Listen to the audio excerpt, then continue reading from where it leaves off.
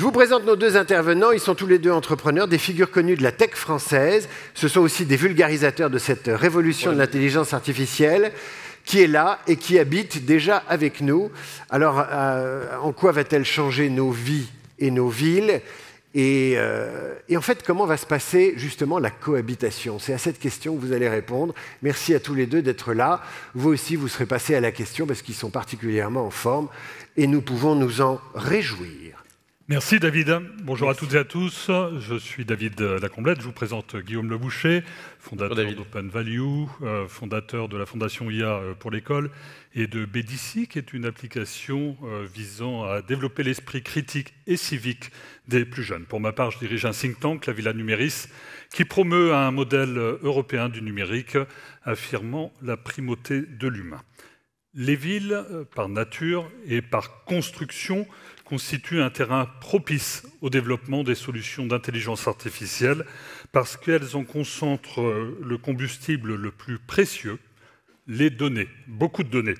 Et il en faut pour anticiper la circulation, les flux d'eau, de gaz, d'électricité, de transport.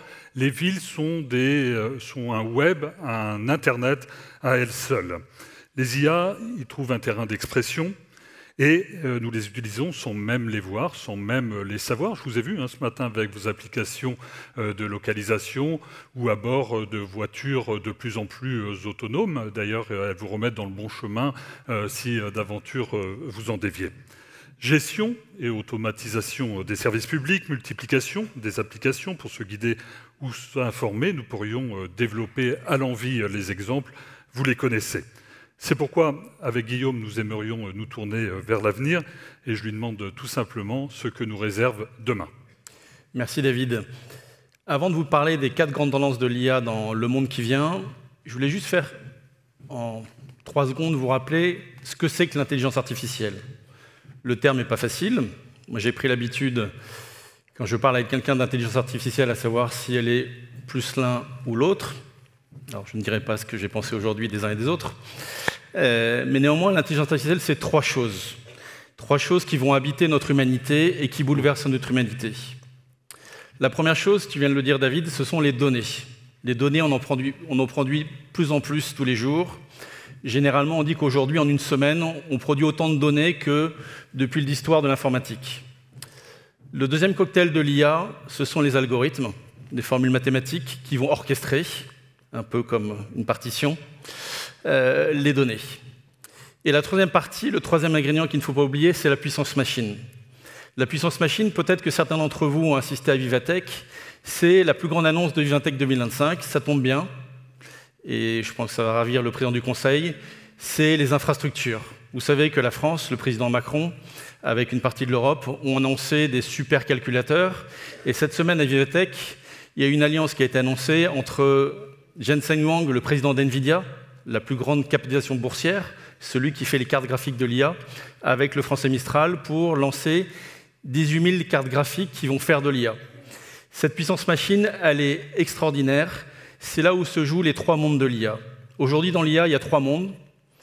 On a le monde de la géopolitique. Malheureusement, quand on regarde l'actualité de cette nuit, j'ai regardé, il y a eu beaucoup d'IA pour attaquer et pour se défendre. La guerre d'Ukraine le montre bien aussi. Il y a le monde des infrastructures, c'est ce monde-là qui est essentiel aujourd'hui, qui manque à notre Europe. C'est pour ça que nous sommes aujourd'hui sous-dotés et que l'annonce de cette semaine est capitale. Et puis le troisième monde, c'est le monde des compétences. Aujourd'hui, il faut former des talents l'IA. J'espère que Vivatech, j'espère que vous-même, dans la définition de la ville de demain, vous allez créer des talents qui vont comprendre par l'IA comment faire le monde de demain et la ville de demain.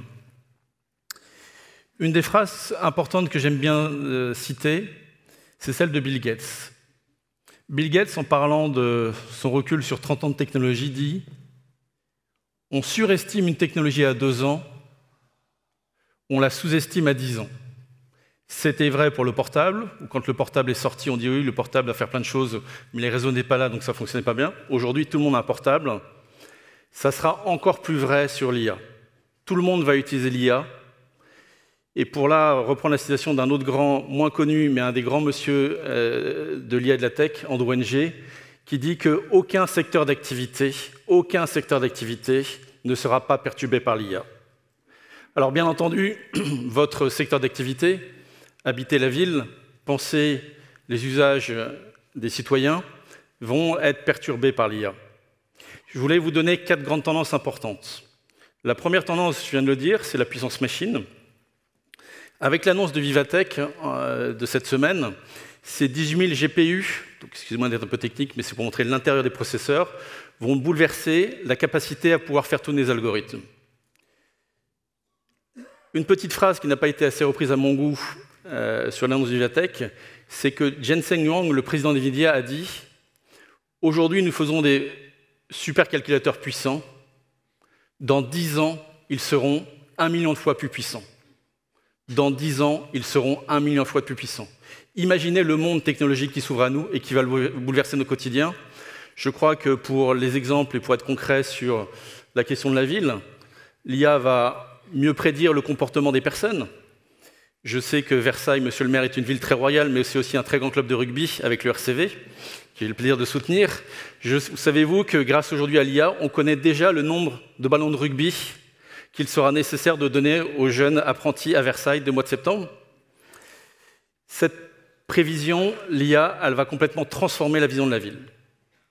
La deuxième grande tendance, et peut-être que vous le faites aujourd'hui, et je suis sûr que David Abiker le fait quand il fait ses prompts, c'est quand vous utilisez ChatGPT, le chat de Mistral ou Claude d'Anthropic. Cette tendance, c'est ce qu'on appelle le reasoning. En français, le raisonnement. Aujourd'hui, vous avez la capacité, peut-être maintenant avec votre smartphone ou peut-être sur votre ordinateur portable, vous avez la capacité de demander à l'IA de raisonner. C'est simple, c'est ce qu'on appelle la Deep Research, ou le petit bouton que vous voyez à côté sur l'interface qu'on appelle recherche approfondie. Le reasoning, aujourd'hui, vous pouvez lui donner une problématique et l'IA va se mettre à travailler dessus. Alors, j'ai commencé à le faire aujourd'hui j'avais le script sur votre journée d'aujourd'hui.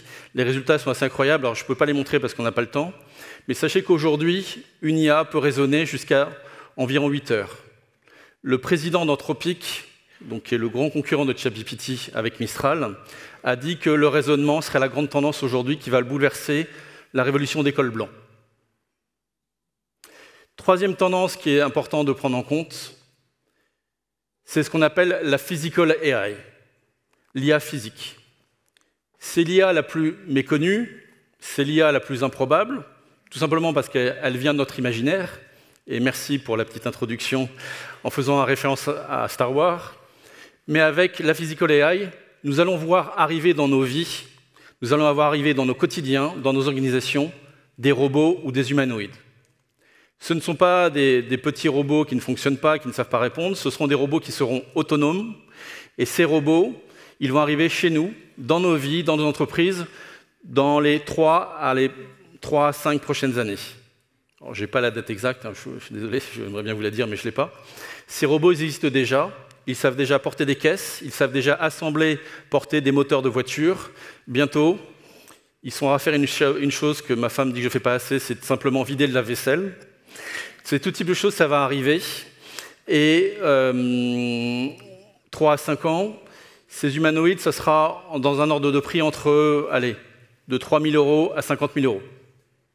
Sachez que les Chinois investissent le plus la physical AI, cette IA physique, et ça va nous bouleverser complètement.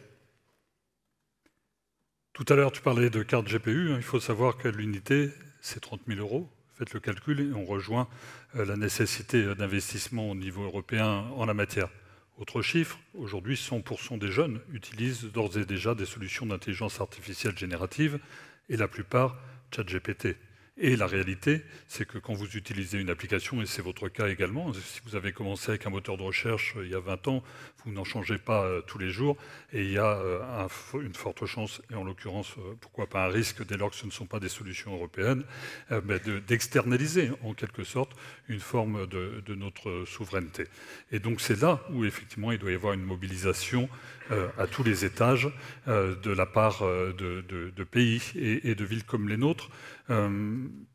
Pour cela, il faut se former, s'informer, pour prendre le dessus, en quelque sorte. Comment faire plus précisément, Guillaume? Alors, le monde technologique qui vient à nous n'est pas facile à comprendre. On dit souvent qu'aujourd'hui, il n'y a que 100 experts qui comprennent l'intérieur de l'IA. Donc, ce n'est pas facile de comprendre le moteur de l'IA. mais je voudrais vous livrer un message et plutôt vous délivrer un appel. Je crois qu'il y a une chose que nous devons tous faire collectivement et individuellement, c'est apprendre une compétence. Cette compétence, c'est tout simplement apprendre à prompter. Prompter, ça veut dire faire des requêtes. Nous n'avons pas appris finalement, il y a 20 ans, à naviguer sur Internet, à utiliser des moteurs de recherche. D'ailleurs, on dit qu'aujourd'hui, maximum, un bon utilisateur de la barre de recherche de Google utilise à 20%. Pour l'IA, c'est un peu plus complexe, et cette compétence d'apprendre à prompter, c'est tout simplement apprendre à parler en langage naturel avec la machine. Moi, je pense qu'aujourd'hui, la compétence la plus importante au XXIe siècle, c'est l'appel que je lance. Il est bien entendu toujours important d'apprendre à compter, lire, écrire, réfléchir, mais il est essentiel d'apprendre à prompter, car c'est véritablement comme ça qu'on va fonctionner avec la machine. Le sujet de notre matinée est de réfléchir à la ville de demain, c'est de savoir comment habiter la ville. La question qui va se poser à nous, c'est de savoir comment l'IA va habiter parmi nous, ou est-ce que l'IA, nous allons habiter chez elle? C'est le vrai sujet. Et ça, pour donner un espace de liberté, d'esprit critique, la vraie question, c'est peut-être pas d'être des super mathématiciens, parce que ça sera réservé à très peu de gens, mais en tout cas, par le prompting, d'avoir cette capacité d'utilisateur, et si je puis dire, d'être le bon conducteur de la voiture. Bon, en tout cas, l'IA nous habite. Au-delà, prompter maintenant. Merci.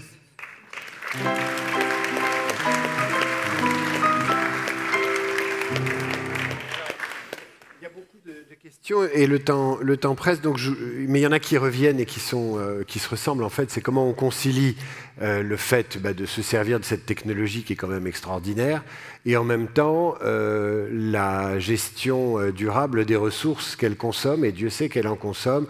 On parle beaucoup des terres rares, mais ne serait-ce qu'en termes d'énergie, c'est une vraie pompe. Un mot là-dessus. Il y a des gens maintenant, quand vous faites un post sur LinkedIn, ils vous disent « Ah, attention, ça consomme, faites attention, monsieur ». Je crois qu'il y a deux périodes. Avant la période ChatGPT, c'est-à-dire avant la sortie de ChatGPT en novembre 2022, les big tech américaines et chinoises arrivaient à consommer, à mesurer la consommation de leur énergie. Il faut se le dire, avec ChatGPT, avec l'essor donc de l'intelligence artificielle générative, tout a été lâché. Vous avez vu les scores en finance que ça a donné, les investissements que ça a généré. Je rappelle qu'un pays comme les États-Unis investissent 1000 milliards de dollars sur la recherche et le développement des infrastructures. Vous imaginez bien que ça a pris le dessus sur l'écologie. Alors là, c'est là où il faut peut-être remercier nos amis chinois. C'est qu'avec la sortie d'une IA concurrente qu'on dit plus légère, qui s'appelle DeepSeek, les Américains, les Chinois, les Canadiens se sont mis à reprendre en considération la question de la pensée écologique. Sachez qu'aujourd'hui, les experts disent qu'il y a 2 ans, un prompt, c'était 3 kilos de bananes. Aujourd'hui, on dit qu'un prompt, c'est entre 3 à 5 bananes. Ça reste beaucoup quand même. Donc vous êtes moins gourmand. Comment faire en sorte que tous les acteurs de notre secteur s'approprient ces technologies auxquelles ils sont pas mal réfractaires en vérité? Alors, en discutant, en se rencontrant, on a vu en 2020, au premier jour de la crise sanitaire, la difficulté à mettre la main sur des données. Vous avez devant vous 2 personnes qui, au premier jour du confinement, se sont réunies pour prendre l'initiative de convoquer les meilleurs data scientists pour imaginer des solutions qui permettraient de prédire l'évolution de la maladie sur notre territoire. Nous sommes allés voir tous les grands pourvoyeurs de données. Les banques, les autoroutes, j'en passe des meilleurs. Tous nous ont dit « super idée, mais non, désolé, on ne partage pas nos données ». On est allé voir le ministère de la Santé, qui lui avait plutôt des bons jeux de données et ouverts. Et de guerre lasse, nous sommes allés voir les grands opérateurs que sont Meta, Apple. Et là, c'était « servez-vous ». Et donc, voyez le hiatus d'entrée. Et donc, il y a des données d'utilité publique. Et c'est là où les villes en particulier doivent s'allier, s'associer pour faire en sorte que ces données puissent servir à l'ensemble de la communauté. Je ne sais pas si vous savez, mais il y a un enfant sur 2 qui naît dans notre pays qui est sur Facebook dans l'année de sa naissance. Non pas qu'on lui ouvre un compte, mais il y a toujours quelqu'un pour poster la photographie du dernier-né, son prénom, là où il est né. Et donc vous avez une base de données extraordinaire pour savoir où il faudra construire des écoles dans 5 ans, des universités dans 20 ans et des hôpitaux dans 120 ans.